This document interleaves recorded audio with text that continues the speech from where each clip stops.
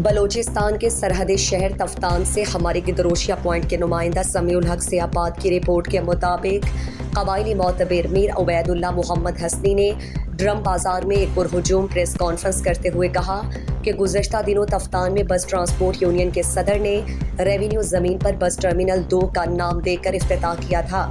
ہم اس کی شدید الفاظ میں مذمت کرتے ہیں۔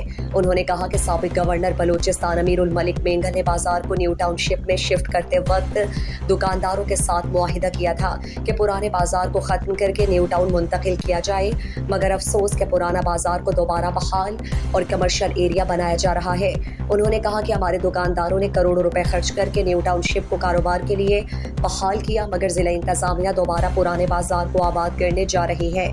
اگر ضلع انتظامیہ پرانے بازار کو واپس بحال کرانا چاہتی ہے تو پہلا حق انہی دکانداروں کا ہے جنہیں پرانے بازار سے نکالا گیا تھا کہ نیو ٹاؤن شپ کو آباد کریں۔ ہم انہیں رقم اور معاوضہ دیں گے، لیکن اس پر کوئی عمل نہ ہوا اور دکانداروں نے اپنی مدد آپ کے تحت ٹاؤن شپ کو آباد کیا۔ انہوں نے کہا کہ تفتان بازار ٹاؤن شپ میں ان تمام ٹرانسپورٹرز کے لیے دفتر موجود ہے، مگر تمام ٹرانسپورٹرز لالچ اور بغض میں تفتان بازار میں دکانداروں کے کاروبار کو تباہ کرنے کے لیے بازار کو کہیں اور آباد کیا جا رہا ہے۔ انہوں نے کہا کہ جس ایریا میں بس ٹرمینل بنانا چاہتے ہیں وہاں تمام سیکیورٹی ادارے اور سرکاری دفاتر ہیں، یہاں لوکل ٹرانسپورٹ کو آباد کرنا ایک سازش ہے اور ہم اس کی شدید الفاظ میں مذمت کرتے ہیں۔